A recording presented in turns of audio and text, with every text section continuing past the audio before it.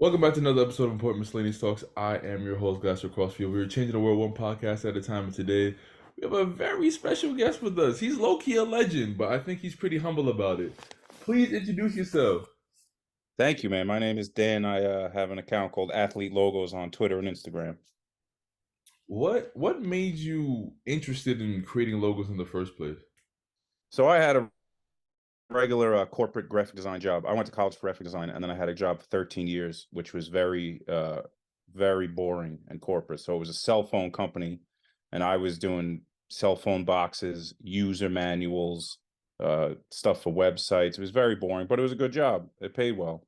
Mhm. So after about 10 years, I was like, I want to do something just for fun. So I made an Instagram first, and I thought at the time, which I still believe, although it's slow, especially in baseball, that athletes should have their own branding and that they should capitalize because they're so popular on social media. And there's no reason why they shouldn't, most of them shouldn't have their own logo, or if they want, there's guys like, David Wright and Jacob DeGrom who are not going to be on social media, not interested at all. And that's cool. But there are so many guys who would do it. So I thought maybe I'll be the guy who does logos because at that time, Jordan had a logo. There were basketball players mostly, but that was it. So Yeah. fast forward 8 years later, it's still, like I said, baseball is not that much, but it's growing more where guys have their own brands or T-shirts or whatever. Hockey, it's not at all. I mean, hockey players just don't like to self-promote. I think it's not in their culture.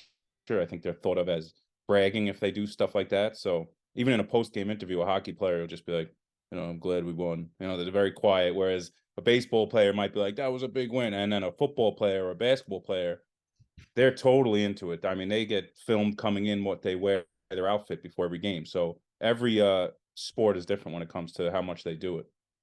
Yeah, it's interesting. Baseball, one of the biggest ridicules of baseball these past couple of years has been the lack of marketing. And I think that's where you can step in where there's people who don't know who Mike Trout is, Shohei Absolutely. Ohtani is.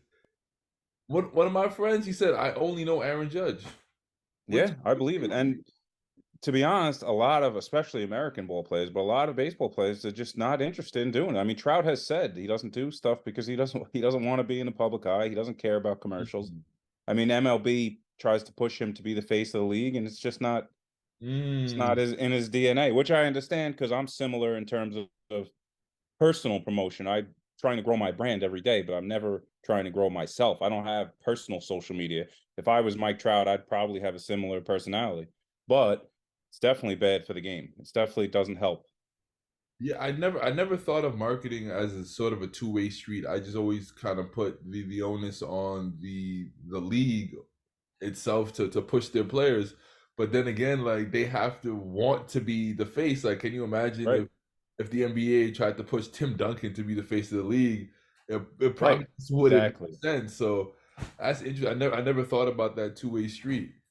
It's interesting that you said that because I was a big Spurs fan. I was a big David Wow. Robinson and then Tim Duncan fan.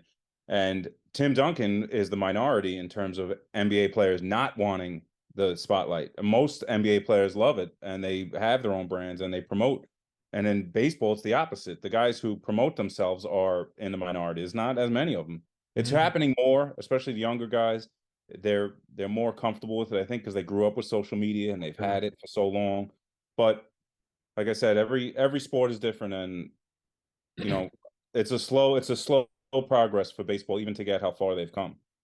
Yeah, I mean, when you think of basketball, you probably have at least five household names that reach people who don't even watch basketball. Right, right, and globally too. That's the other thing. Yeah, People in China know who everyone, half of the NBA, and like you said, half of America, which loves baseball, doesn't know who Mike Trout is, and they might a Minnesota Twins fan might know every Twin, but not know anything about Mike Trout. yeah, yeah. And one of my friends, like, he didn't know who Byron Buxton is. I'm like, oh my goodness. Shohei Ohtani, that kind of blew my mind because the kind of things he's doing right now may not ever be seen in any sport ever again. And Absolutely. still, it can't reach a regular person on the street. Wow. Yeah, that's true. Well, baseball, like you said, baseball overall as a sport has an issue with marketing its players for sure. So do you create other logos outside of just sports? So if someone were to ask you like, "Hey, you could just give me a logo, I'll shoot you some ideas at you," would you be able to be? Yeah, absolutely. I do that. That's probably like, I don't know, 25% of what I do, where people will ask for either a logo for their podcast or their business, or a sign where they'll want a lot of podcasts or streamers, guys who stream video games, want a sign behind them. So I'll do that more so than athletes. Because to be honest, athletes, I sell fan apparel, which I is a much bigger part of my business than actual athletes coming to me and say, I want a logo. I get that, but maybe once a month. I don't get that many athletes coming to me, or agents. Really, I get it more from agents than the athlete themselves. You know, my guy wants a logo. Can you do it? That happens Mm. much less than the average guy who's a fan of mine and then says, I have a podcast or I have a gym or whatever. Can you make me a logo? Yeah, I might need to definitely hit your line sometime or another, man, because those neon signs, oh, that would go very beautiful right there. Yeah, yeah. You know what? It's someone else suggested it to me because when I first started doing it, I didn't even, because they're not neon anymore. The reason it got very popular is now they make them out of LEDs.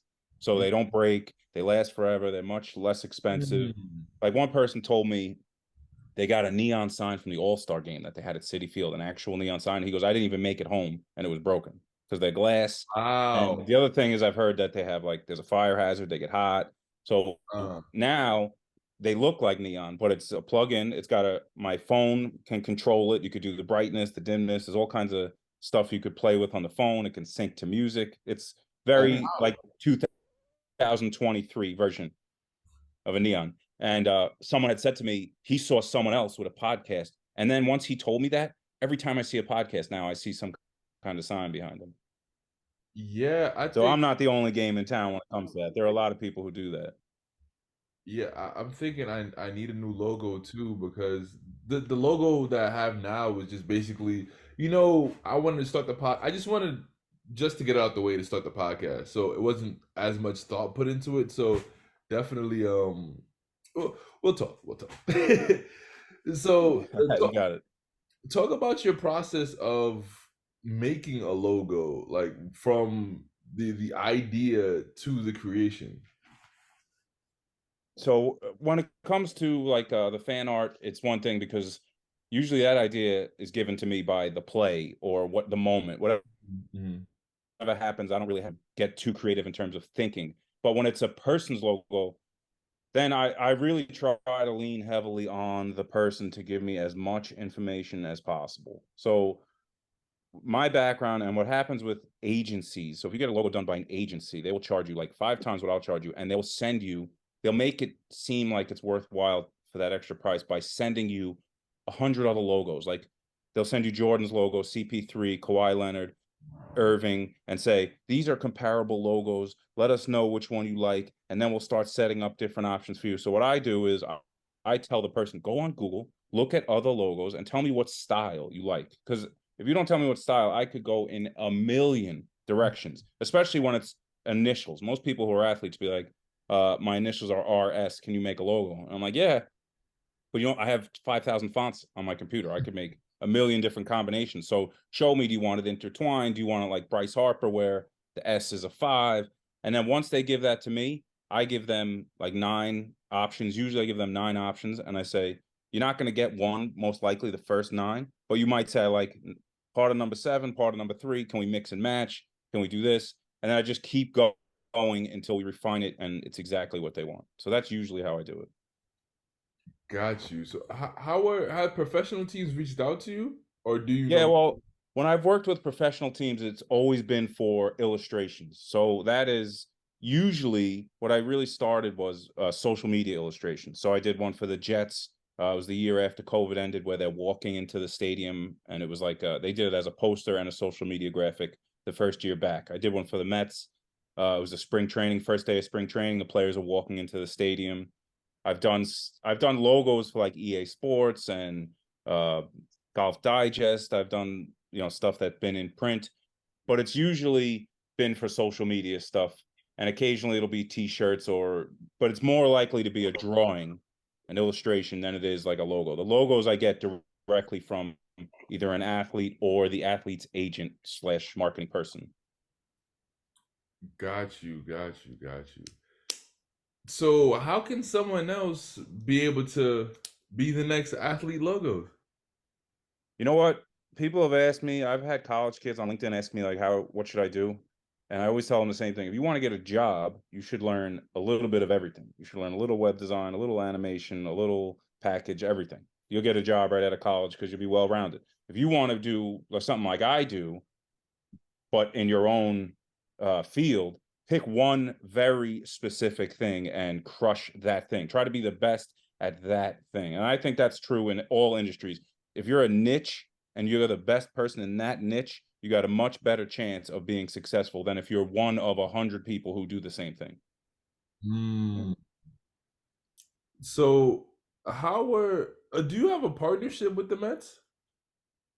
No, the Mets I worked with twice as a freelancer, but that was it. Everything that I sell is not MLB licensed. It's MLB PA licensed, which means the Players Association approves it so it can have the player's image, but it can't say the word Mets. It won't have a Mets logo.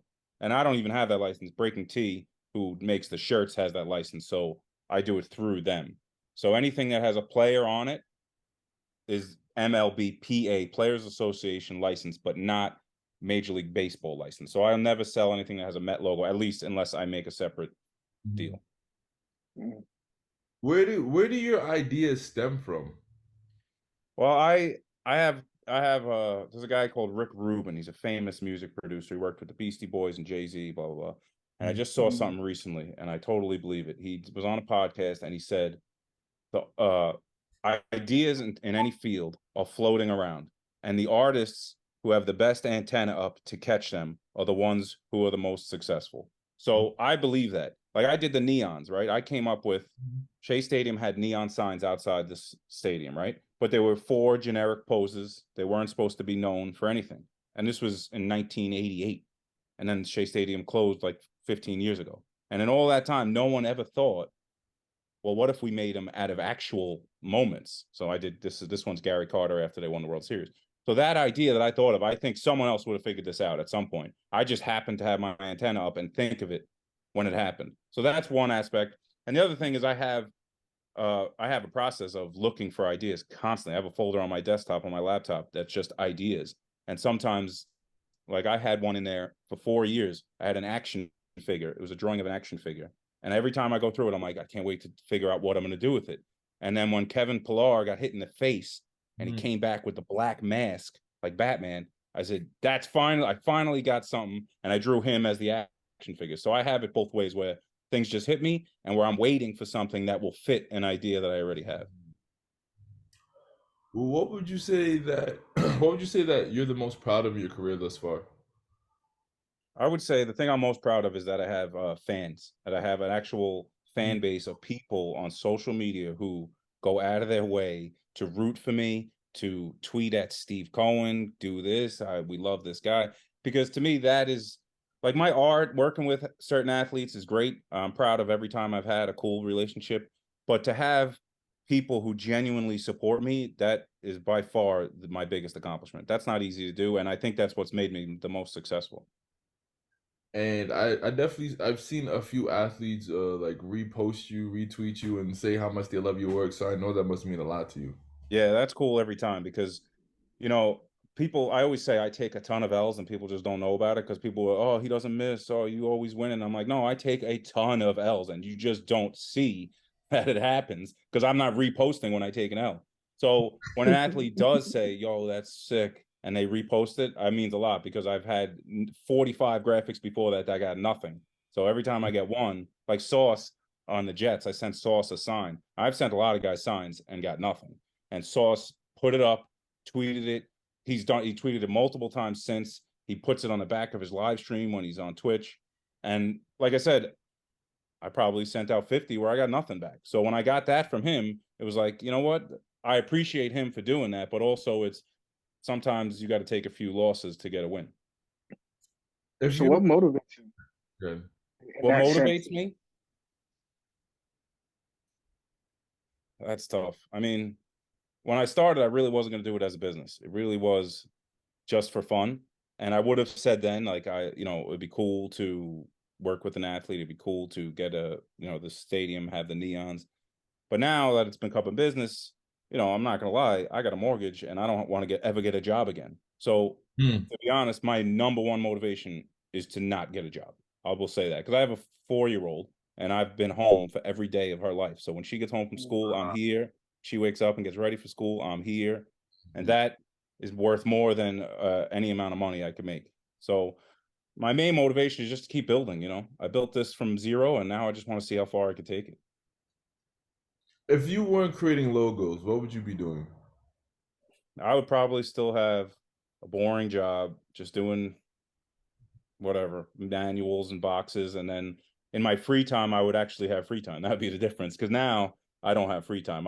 If I'm not doing work, I'm grinding in one way or another. I'm either looking up ideas or working on my Shopify or trying to learn how to do this or that.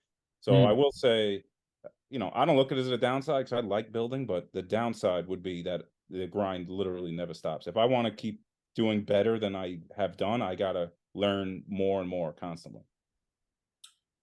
Where do you want to take your career? Have you thought that far ahead? No, you know what? I don't have any specific goals. I just want to keep going, incrementally build. I don't have like I said, if I can not get a job, that's a success. I don't have a number in mind in terms of money or I when I first started, I thought it'd be cool to have a logo that was known, like the Jordan is the most famous athlete logo ever. It'd be Hmm. cool if someone had my logo and then became huge. But at the same time, now I'm like, all right, once he gets that and it's cool, I still got to figure what's next.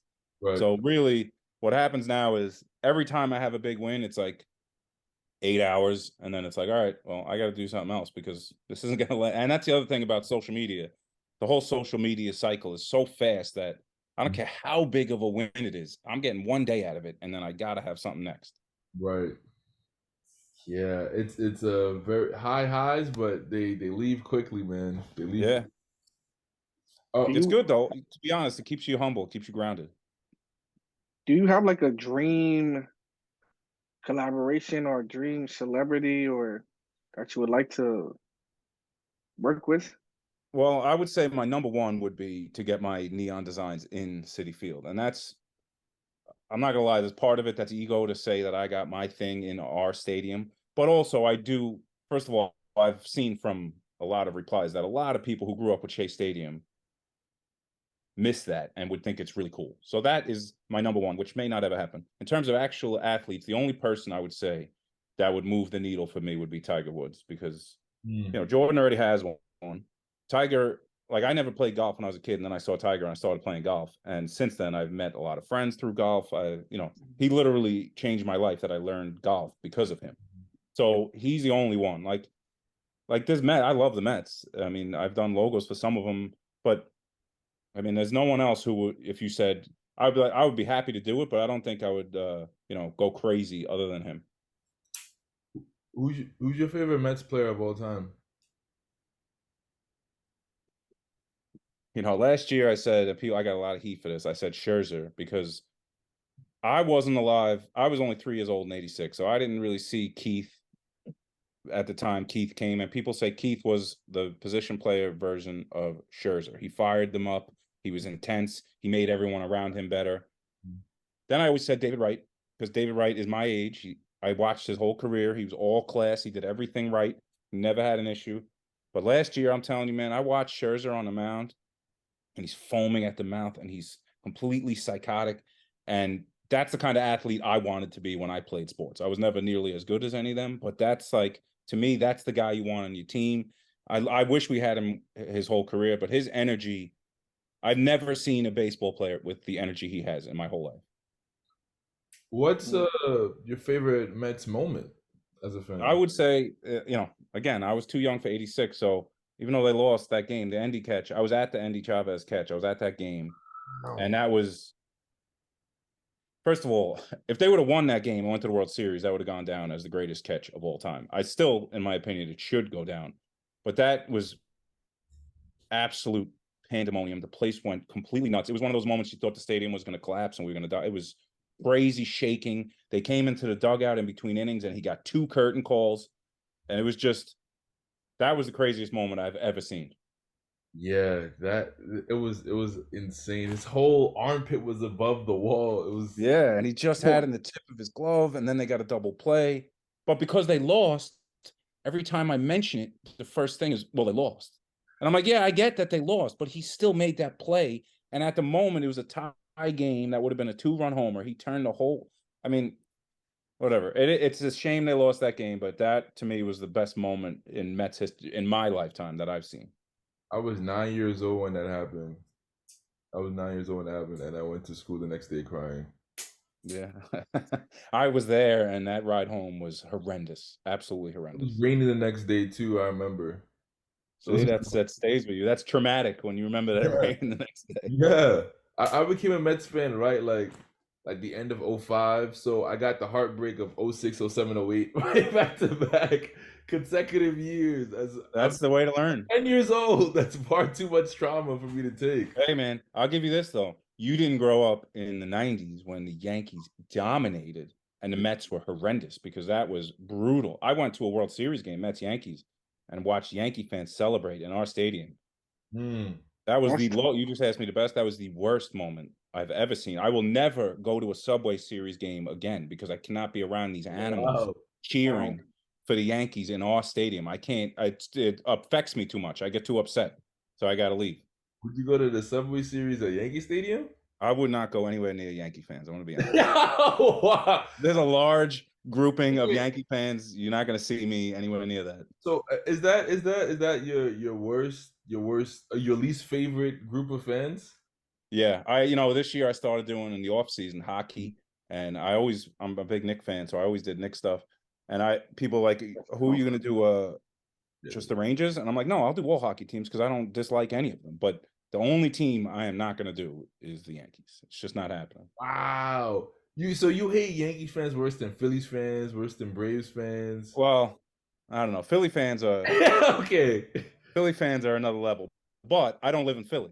I grew up around Okay. Yankee fans bullying me, so it's a big difference. That's right. Very, very good point. '09, I was 13, so yeah, I definitely got and mind you, '09, '06, '07, '08, and then '09, you can imagine the kind of ridicule I took at that I age. can, yes. My goodness. How Um does it feel being a Knicks fan? a A Knicks fan? Mets fan, I wouldn't wish him my worst enemy. I'm not gonna lie to you. No, You know what? seriously. So I'm Knicks, Jets, Mets, and to be Oh my honest, the Jets are the most embarrassing of the three over my lifetime. I mean, the Jets are. I mean, they've done some stuff that is just. I mean, you could say they made it to 2 AFC championships. I don't know. The Knicks. I don't know. People give heat to Dolan about the Knicks, but then the Rangers are successful, and he always tries. He spends money. I don't hate on Dolan the way a lot of people do because I grew up with the Wilpons who nickeled and dimed, and they were bad owners in a lot of other ways. And the NBA also is a star-driven league that, to me, 4 teams can win the championship every year. It's not the Knicks' fault that they can't win. They're a good team right now, but they're not at the level of the Bucks, or I don't know. That's I'm optimistic with the Knicks. I always feel like, yeah, they probably not going to win the title, but I still enjoy watching Knicks games. that's a good point. Literally, like it's 26 teams don't stand a chance every year Yeah, I mean, in the whole basketball. playoffs is a joke until the last 2 rounds. It's just like the Knicks are not going to get past the Celtics or the Sixers and the Bucks, of course. And then even if they should I mean, these people listening now who are on the radio, the Knicks are gritty. They play defense. They're going to shut people. They're not going to shut Giannis down. I'm sorry. No one No. shuts him down. Right. And that's why I love one thing I love about baseball is that anybody, as long as you get in, you got it's like March Madness. As long as you It's get in, true. you got a chance, man. The Phillies made it last year. Thank God they didn't win last year. Oh my goodness. It's true though, because the Phillies were like 5 games over 500, snuck in the playoffs, and then did better than the Dodgers, the Mets. They went past all the teams who had better records, and that just shows you can get hot, you get a good pitcher, or like when Daniel Murphy hit a home run every day for a week, and all of a sudden you're in the World Series.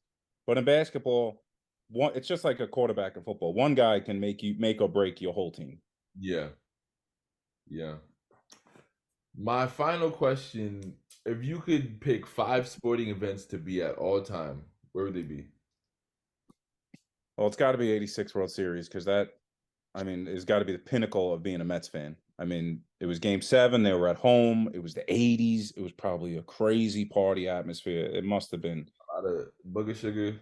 Yeah, I'm sure that's the least of what was going on there. That must have been the biggest party. I don't know. After that, I'm not really a big. I'm a homebody. I'm gonna hang out with my friends. I would rather watch some of these things with 5 of my boys than Hmm. be at a stadium because I don't know. All right, so let's how about 5 just Mets moments you could be at all time? Yeah, it's got to be. So you got both World Series, the Piazza 9/11 home run, Dave Wright's home run in the World Series. They actually won that game, even though they lost the World Series. That was the one game they won against the Royals.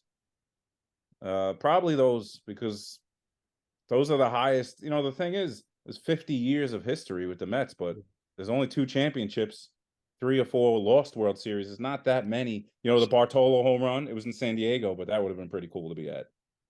Okay, well that's 5 right there. Yeah, That's that was 5. an epic moment for us. Got it. Well, I appreciate you taking the time out. It means a lot to me. Thank you. And this is Thank you for having me, legendary, man. man. This is dead I really legendary. appreciate Am being I your on. first podcast? Sorry to cut you off. No, I've been on a couple, but you're probably the first one who's seen my face. I'm usually faceless. I told you, I'm not. No one knows. I'm not a personal promoter, so I'm gonna start trying to do more of it. But I'm usually just audio, behind the scenes. I don't have social media. I don't go meet and greet people. It's just you know, I'd rather my brand be well known than me be well known. Got it, got it. Well, I definitely appreciate you coming on and showing your face. That does definitely mean a lot. God bless you. Continue to do amazing things. If you like to follow him, all of his wonderful things is in the description. He's a very, very talented person, and it'll be amazing. Where like sometimes the moment will happen in the game, and I feel like I got a logo like 2 hours later. Sometimes it feels like the way this Yeah, guy. it's funny because now I've gotten to the point, especially with the neons, where when a moment happens, I already know everyone's tweeting at me. You got to do this. Nimmo made that catch last year. He robbed a home run, and Yeah, I was on vacation with my family, and my phone just was boom, boom, boom, boom. When it just come, when it's a blessing. Like I said, I remember when I had 5 followers on Instagram, and it was for a while. I mean, that was for a long time. So I appreciate every time someone. That's why one of my theories is to say thank you personally to every single comment on Twitter and Instagram. Because if someone's going out of their way to say something nice about my art, I gotta appreciate that because I literally had 5 followers for like 6 months. So I appreciate everybody who supports me. the Nemo catch was the one that came to mind when I said that. Where I'm like, how did he do that? Yeah, that one I had to do. I remember I had to stay up late to do an animated version of it, and then also the still frame because that was the ground pitching. That was a great game. That was a great catch. Yeah, yeah, this guy's a hard worker, man. He's on vacation with his family, still pumping out logos, man. If that doesn't deserve a follow, I don't know what does, man. Thank you, man. I appreciate it. No problem.